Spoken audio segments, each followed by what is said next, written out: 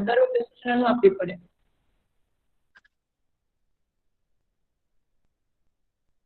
ચલો લાસ્ટમાં શું લખ્યું તું હાથી?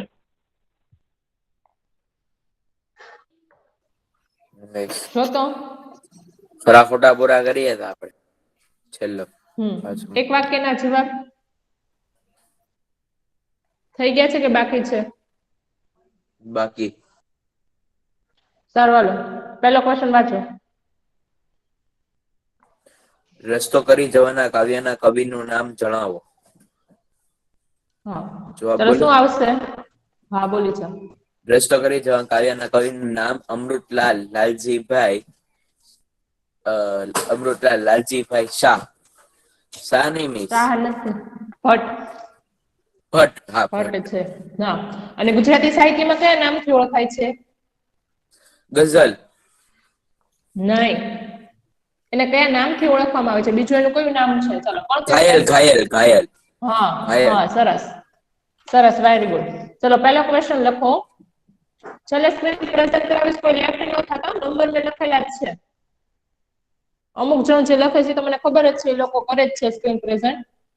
અને સાબિર મેમ લખ જે ઓલા ગયા તે લખ્યું લેક્ચરમાં નહોતું તે. મેમ ઓલા લેક્ચરમાં આપણે MCQ અને FB ને MF લખ્યા હતા ને? હા અને ખરાબ હા એ એટલું લખ્યું હતું. હા તો એક વાક્યને બાકી છે હવે. ચલો પહેલો ક્વેશ્ચન. રસ્તો મેમ કરી અમારે જવાના નવી બુક બનાવવાની છે કે ઈ બુકમાં લખવાનું છે? ના તમારે છે ને એ જ બુકમાં લખવાનું, કારણ કે છે ને તમારે ઓલામાં તો 8માં શું થતું હતું કે 8th સ્ટાન્ડર્ડમાં તો સેમ 1 અને સેમ 2 અલગ આવતું હતું અને સેમ 1 નું પાછું સેમ 2 માં પણ એમ લાસ્ટમાં નહીં ન મેમ. પૂછાય. હા એટલે ભાગ પાડી દઈ ને પછી મેમ સેમ 2 નું લખી નાખી ને કે ના ના સેમ ના 2. આમાં ભાગ પાડવાના જ નહીં આવે. છેલ્લે તમારે જે પેપર લેવાશે ને 80 માર્કનું કે 60 માર્કનું જે પેપર તમારે લેવાશે ને 9thમાં એ તમારે કઈ રીતે પૂછાય? તો કે તમારે પહેલા સેમનું પહેલું કાવ્ય હોય એ પૂછાય, એમાંથી ને પૂછાય. અને છેલ્લું જે હોય 24મો પાઠ હોય તો એમાંથી આખી ચોપડી હોય તમારે 9thમાં. આખી ટેક્સ્ટ બુક કરવાની હોય. એટલે 24 પાઠ તમારે લાસ્ટમાં કરવાના થશે. આ 8th સ્ટાન્ડર્ડની જેમ ન હોય એટલે છે ને તમારે આખું અલગ પાડવાની જરૂર નથી આમાં. કેમ કે એમ મેમ બધુંય તમારે અમને તો ખબર પડે કે અહીંયાથી સેમ 2 શરૂ થાય છે એટલે અમે લખીએ છીએ. પણ આમાં સેમ 2 પડતું જ નથી ને ફૈઝાન. એમાં ને એમાં તું આગળ લખીશ ને એમાં ને એમાં આગળ લખીશ ને પછી છેલ્લે આ જો હવે 2 એક્ઝામ આવશે આપણે. બરોબર? FA3 ને FA4 આવશે અને સેમ 2 ની આવશે ફાઇનલ એક્ઝામ. તો એ એક્ઝામમાં જે છેલ્લી સેમ 2 ની એક્ઝામ આવશે ને એમાં આખી ટેક્સ્ટ બુક હશે. એમ તારે અલગ કરવી હોય તો તું લખ એવી રીતે, પણ એવી કરવાની જરૂર નથી. ચલો પહેલો ક્વેશ્ચન લખી નાખો હાલો. અને ફેરબુકમાં જ લખજો, પછી છે ને રફમાંથી ફેરબુકમાં અમુક કમ્પ્લીટ નથી કરતા બોયઝ. પહેલો ક્વેશ્ચન છે રસ્તો કરી જવાના કાવ્યના કવિનું નામ જણાવો.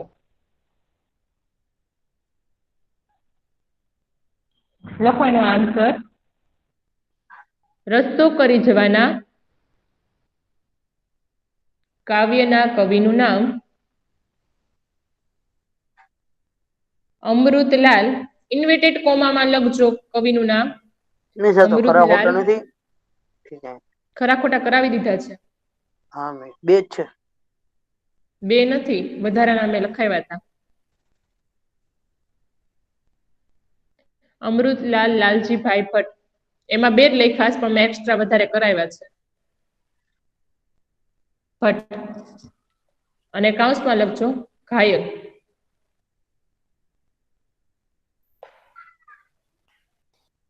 પહેલો ક્વેશ્ચન છે એનો આન્સર છે રસ્તો કરી જવાના કાવ્યના કવિનું નામ અમૃતલાલ લાલજીભાઈ ભટ્ટ અને કૌંસમાં ઘાયલ લખી છે.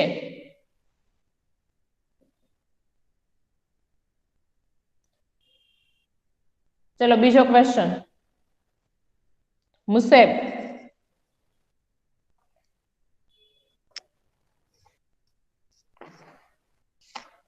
હા મિસ. બીજો ક્વેશ્ચન વાંચતો બેટા. રસ્તો કરી જવાના કાવ્યનું સાહિત્ય સ્વરૂપ જણાવો. હા, શું આન્સર આવશે એનો?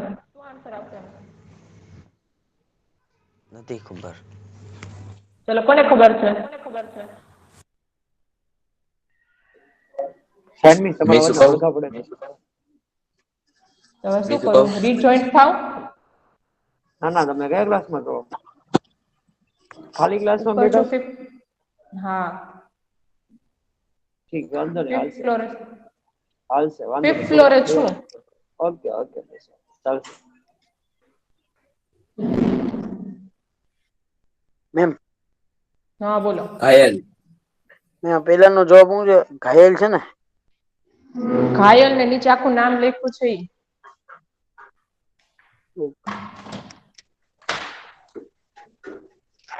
ચલો, બીજો ક્વેશ્ચન છે, એનો આન્સર કાવ્યનું સાહિત્ય સ્વરૂપ છે એ પૂછ્યું છે.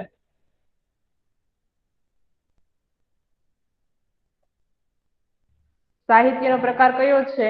કાવ્યના ઘણા બધા પ્રકાર હોય છે. ઉર્મી ગીત હોય છે, પ્રકૃતિ ગીત હોય છે, એમાંથી કયો પ્રકાર છે એ પૂછ્યો છે ક્વેશ્ચન. તો આનો આન્સર શું આવે? તો બીજો ક્વેશ્ચન છે, રસ્તો કરી જવાના કાવ્યનું સાહિત્ય સ્વરૂપ. એનો આન્સર લખો. રસ્તો કરી જવાના કાવ્યનું સાહિત્ય સ્વરૂપ ગઝલ છે.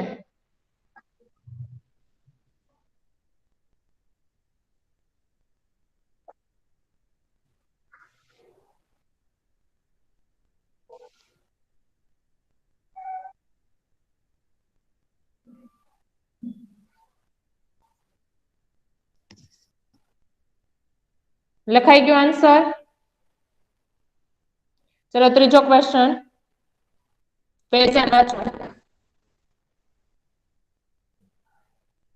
હા મેમ.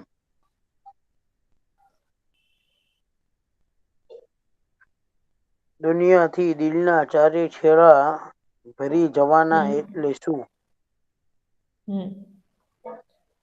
ચલો, એ MCQ માં છે, આનો આન્સર આવી ગયો હતો. યાદ છે? MCQ યાદ કર્યા હોય, રીડ કર્યા હોય એકવાર તો યાદ હોવા જોઈએ. એનો અર્થ શું થાય? દુનિયાથી દિલના ચારે છેડા ભરી જવાના. એનો અર્થ શું કે છે કાવ્યમાં? તો લખો આન્સર. દુનિયાથી દિલના ચારે છેડા ભરી જવા એટલે જગતના લોકોનો પ્રેમ પ્રાપ્ત કરવાની વાત કરવામાં આવી છે.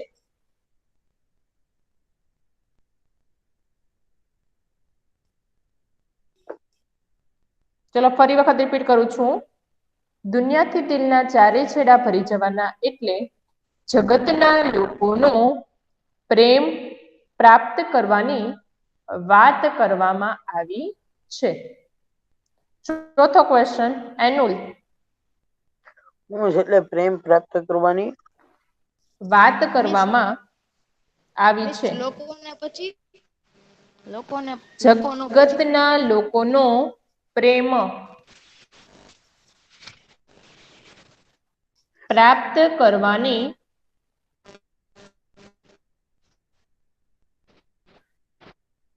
વાત કરવામાં આવી છે.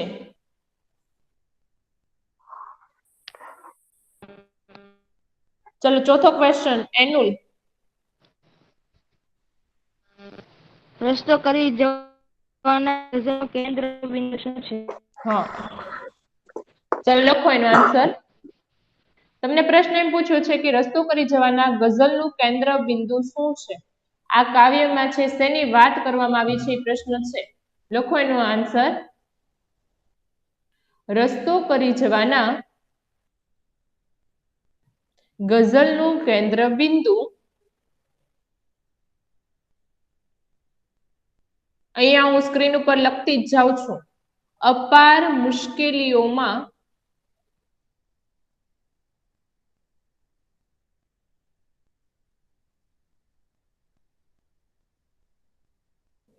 પણ ઈશ્વર પર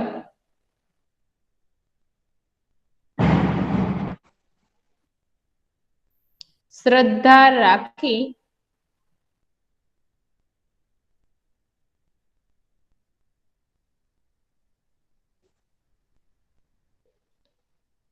ચલો એટલું લખાઈ ગયું.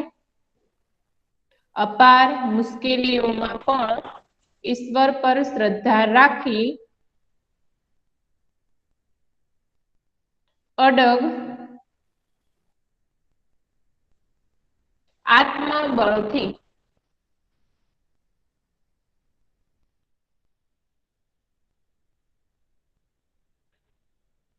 દરેક પરિસ્થિતિમાં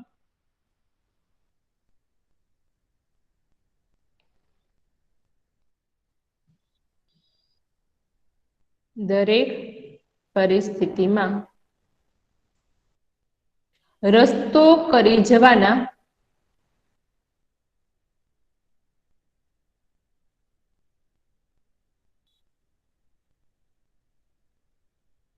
કરી જવાના એ આ ગઝલનું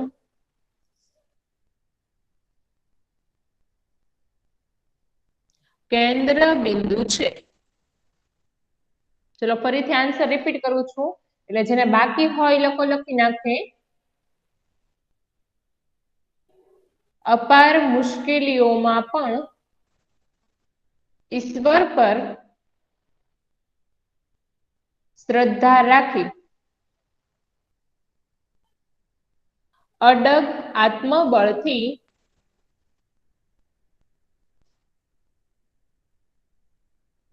દરેક પરિસ્થિતિમાં રસ્તો કરી જવાના એ આ ગઝલનું કેન્દ્ર બિંદુ છે.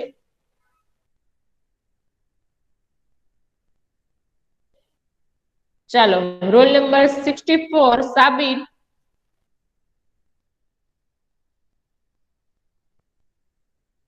માઇક ઓન કરશે.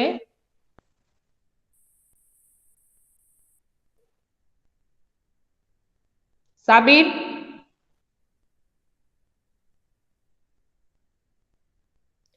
ફૈઝાન મિસ હું વાંચું.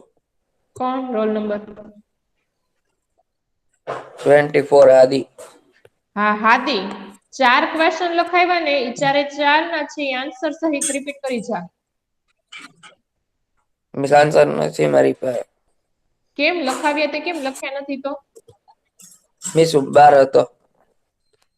તો રેવા દે તું હમણાં ઘડીક વાર. ફૈઝાન વિંધાણી ફૈઝાન બોલે ને હવે લખી નાખજે આન્સર. રમેશ, હાદી 1 થી 4 ચાર ના આન્સર રિપીટ કરો. ચાલો રસ્તો કરી જવાના કાવ્યના કવિનું નામ જણાવો. રસ્તો કરી જવાના કાવ્યના કવિ અમૃતલાલ લાલજીભાઈ ભટ્ટા એટલે કે ઘાયલ છે. ભટ્ટ. ભટ્ટા લખ્યું. ચાલો રસ્તો કરી જવાના કાવ્યનું સાહિત્ય સ્વરૂપ જણાવો. રસ્તો કરી જવાના કાવ્યના સાહિત્ય સ્વરૂપ ગઝલ છે. દુનિયાથી દિલના ચારે છેડાથી ભરી જવાના એટલે શું? દુનિયાથી દિલના ચારે છેડાથી ભરી જવાના એટલે જગતના લોકોનો પ્રેમ પ્રાપ્ત કરવાની વાત કરવામાં આવી છે. અને રસ્તો કરી જવાના ગઝલનું કેન્દ્ર બિંદુ શું છે? રસ્તો કરી જવાના ગઝલનું કેન્દ્ર બિંદુ અપાર મુશ્કેલીઓમાં પણ ઈશ્વર પર શ્રદ્ધા રાખી પણ અડગ આત્મબળથી દરેક પરિસ્થિતિમાં રસ્તો કરી જવાના એ આ ગઝલનું કેન્દ્ર બિંદુ છે. હા સરસ, વેરી ગુડ, ખૂબ સરસ.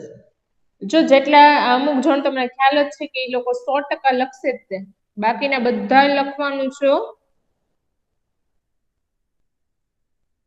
અને આન્સર ની પીડીએફ નહીં મોકલું એટલે લખજો, ખાસ કહું છું.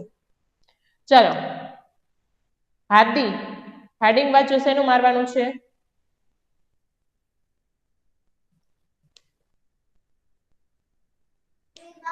હમીશ. હેડિંગ વાંચો અને ક્વેશ્ચન કયો છે પેલો ઈ વાંચો.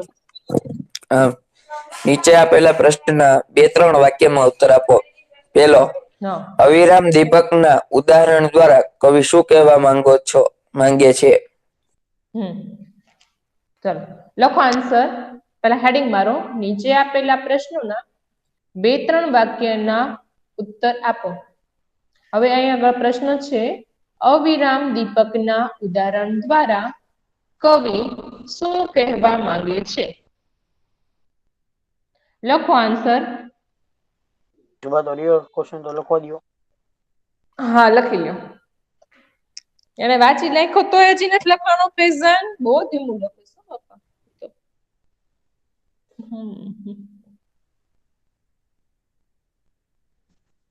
ઓકે મેમ, થઈ ગયો. Hello okay. લખો, કવિ કહે છે કે અમારા વિશે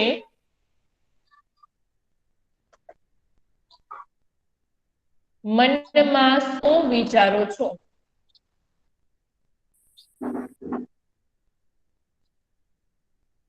અમે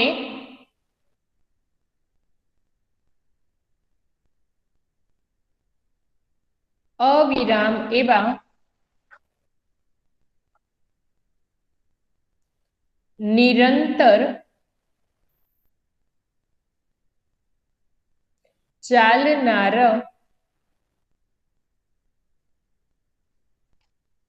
દીપક છીએ કે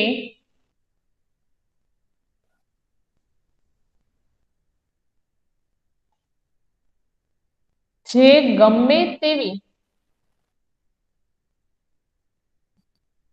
આંધીઓ હા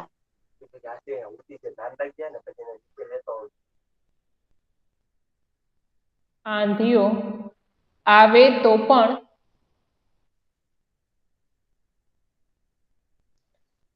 બુઝાયા વગર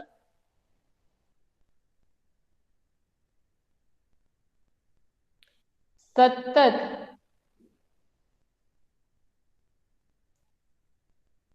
પોતાનો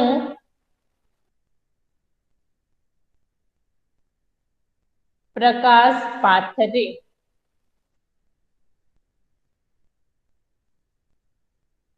ચલો આન્સર કોણ રિપીટ કરશે? એમ હું રિપીટ. Answer repeat. હા રિપીટ કરો. અવિરામ દીપકના ઉદાહરણ દ્વારા કવિ શું કહેવા માંગે છે? પછી આન્સર. જેને કવિ બાકી કહે હોય છે લખી કે નાખજો. કવિ કહે છે કે અમારા વિશે મનમાં શું વિચારો છો? મેં હા અવિરામ એવા નિરંતર ચાલનારા દીપક છીએ કે જે ગમે તેવી આંધીઓ આવે તો પણ બુઝાયા વગર સતત પોતાનો પ્રકાશ પાથરે છે. ચલો સરસ. બીજો ક્વેશ્ચન વાંચી જાય તો પ્રેઝન્ટ. કવિ દિલમાં શું ભરી જવા ઈચ્છે છે? ચલો લખો એનો આન્સર. 2 મિનિટ મિસ ક્વેશ્ચન તો લખો. આ છે ને આનો આન્સર મોટો છે. 2-3 લીટીમાં નથી, આનો મોટો છે આન્સર. ઓકે મિસ, બોલો હાલો.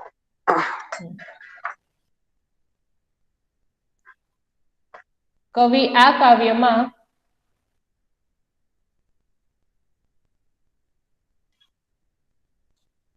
ગમે તેવી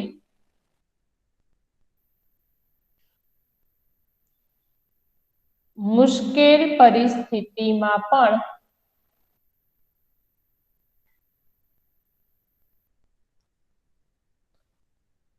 સહેજ પણ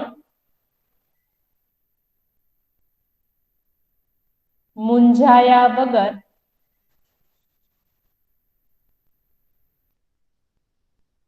રસ્તો કરવાની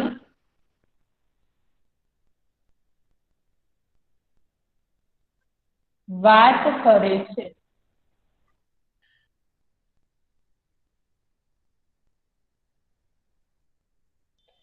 કવિ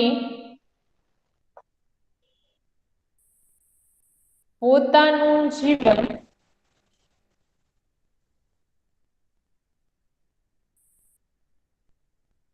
પોતાની જ મસ્તીમાં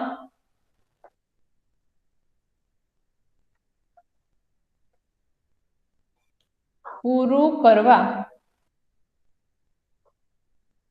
માંગે છે.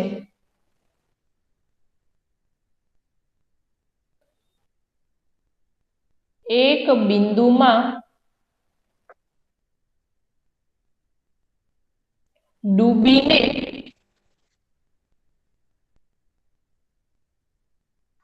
તેઓ સંસારરૂપી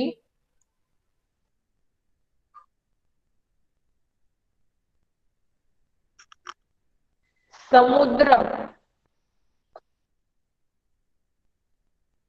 તરી જવા માંગે છે. હજી થોડોક છે, મોટો છે આ. મિસ બોલો તો ખરી કે મેં. સમુદ્ર આ પછી દુનિયામાં સમુદ્ર તરી જવા માંગે છે. આ પછી મેમ આ દુનિયામાં ભલે તેઓ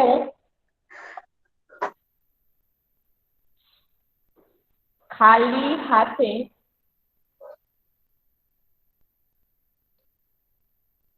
આવ્યા, પણ તેઓ ખાલી હાથે મરી જાવા માંગતા નથી.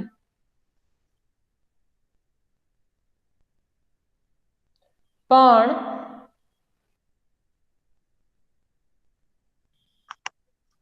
આ દુનિયાની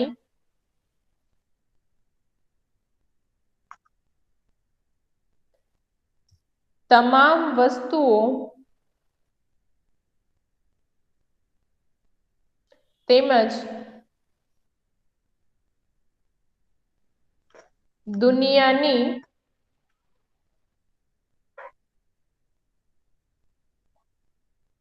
તેમની સાથે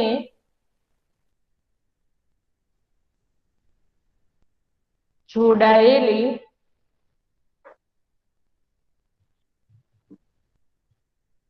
તમામ વ્યક્તિઓનો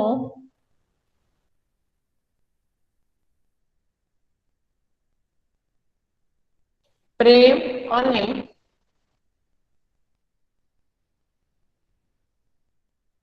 લાગણી મેળવીને તેઓ પોતાના જીવનને અને દિલને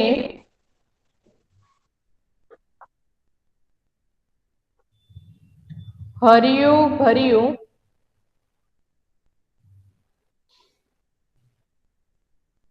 કરી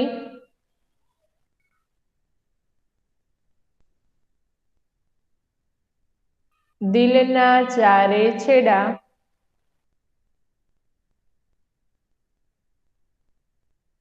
ભરીને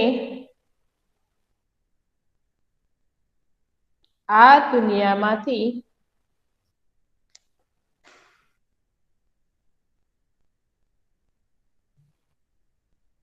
વિદાય લેવાની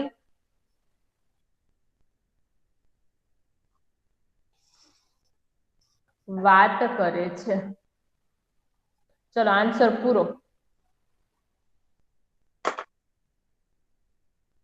હલો હવે છે ને આનો આન્સર રીડ નથી કરાવતી કારણ કે ટાઈમ બહુ વયો જશે.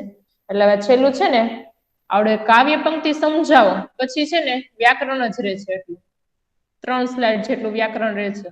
બરોબર. એટલે કાવ્ય પંક્તિ છે ને તમારે આ વખતે પૂછાશે. FA3 ની એક્ઝામ જે હશે ને એમાં તમારે કાવ્ય પંક્તિ છે એનો ભાવાર્થ સમજાવો એવું પૂછાશે. એટલા માટે ખાસ લખજો.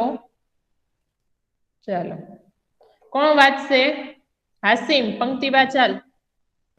હાજર છે કે નથી હાજર? ફેઝન જો તો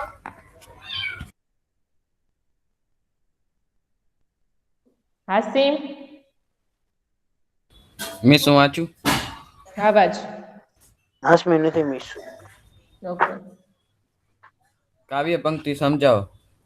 હા. રસ્તો નહીં જડે તો રસ્તો કરી જવાના, થોડા એમ મુંજાઈ મનમાં મરી જવાના. હા. આવડશે પણ સમજાવતા હે? આ પંક્તિમાં સમજો શું કહેવા માંગે? હા કેમ? રસ્તો નહીં જડે એટલે કે આપણને માર્ગ ન મળે ત્યારે આપણે રસ્તો આપણે ગોતવો પડે એમ. મુંજાવવાનું નહીં એટલે કે આપણે મુંજાઈ ને તો આપણે આપણું જે એટલે કે આપડે મુંજાઈ નથી એ વસ્તુ આપડેથી થાય જ નહીં, એટલે કે આપડે મરી જવાના એમ. મુંજાવવાનું નહીં, જેવી ગમે એવી મુશ્કેલી હોય ને એનો સામનો કરવાનો. સરસ, બરોબર છે. અને આમાં આન્સર કયો આવશે ખબર છે? એ આપણે ઓલું મેં તમને એક વાક્યમાં ઓલું લખાય ને કે ગઝલનું કેન્દ્ર બિંદુ શું છે? જે ચોથો ક્વેશ્ચન લખાયો ને એ જ આનો આન્સર આવશે. રસ્તો નહીં જડે તો રસ્તો કરી જવાના, થોડા મેં મુંજાઈ મનમાં મરી જવાના. એનો આન્સર એ જ આવશે. લખો. ક્યાંથી લખી કવિ હશે? આ હું લખાવું છું. એમ જ લખવાનો છે, એમ જ આવશે એનો ભાવાર્થ. કવિ આ પંક્તિઓમાં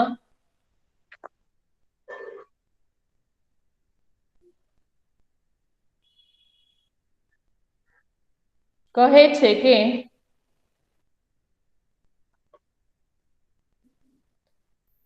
મુશ્કેલી આવે તો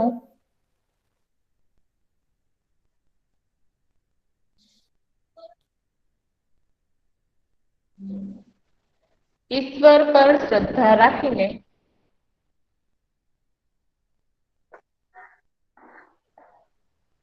અડગ આત્મબળથી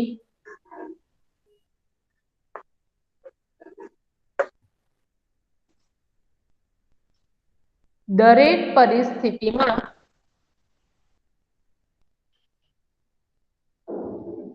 રસ્તો કરી જશું, પણ ક્યારેય અમે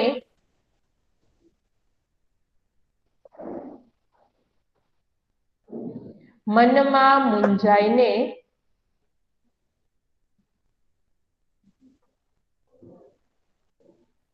મુશ્કેલીથી થાકી નહીં જઈએ,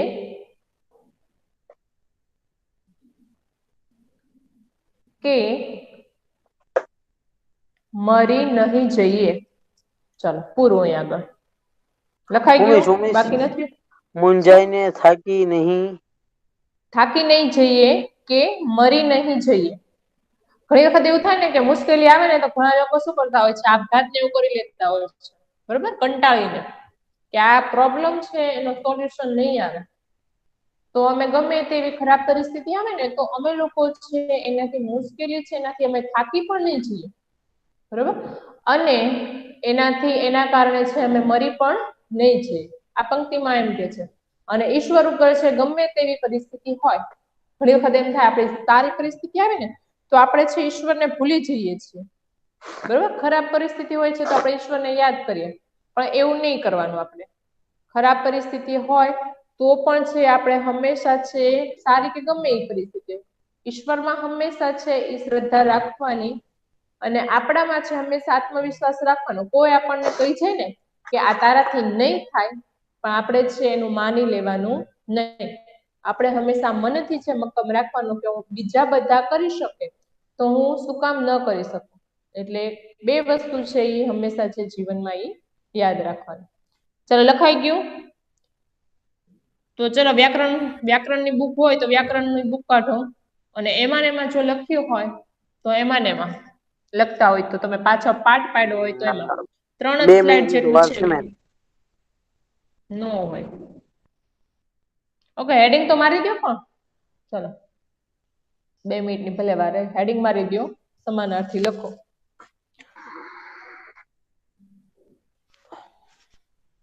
હેડિંગ મારી દો વ્યાકરણનો. કાવ્ય તે રસ્તો કરી જવાના,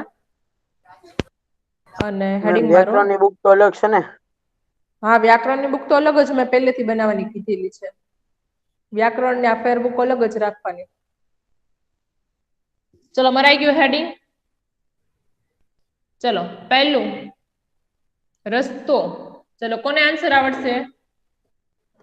તમારી પાસેથી માર્ગ. મને જાણવું છે મારે. માર્ગ. હા સરસ, માર્ગ. બીજું શું થશે? રસ્તો. ચલો માર્ગ, રસ્તો તો આપ્યું જ છે. અલ્ફાઝ એની સિવાયનું. રોડ. રોડ. પથ.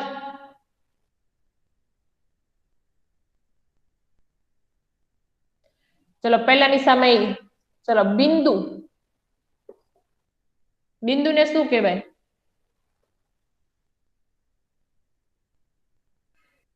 શું આવશે બિંદુ એટલે? ટપકું.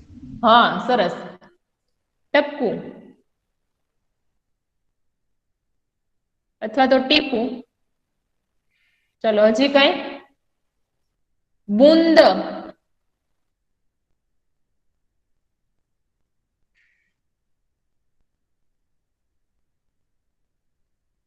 હાલો ત્રીજું દીપક. દીપક તો શું કહેવાય? દીવો. હા દીવો. અને બીજું? બીજામાં શું આવશે? બીજામાં બિંદુ તો દીપ. આવશે. દીપ. હા દીપ, દીવો ને દીપ. બીજામાં આવશે બૂંદ અથવા તો ટપકું અથવા તો ટીપું. ઓકે. ચલો ચોથું પ્રકાશ. પ્રકાશ તો શું આવશે? અંજવાળું. અજવાળું. અંજવાળું આવશે. અને બીજું રોશની, તેજ. ચલો 4 સુધી છે આપણે રાખીએ છીએ. બીજા છે એ નેક્સ્ટ લેક્ચરમાં, બરોબર? બાકી રહે છે એ પછીના પૂરા લેક્ચરમાં. કરી દો ને. કેટલા પણ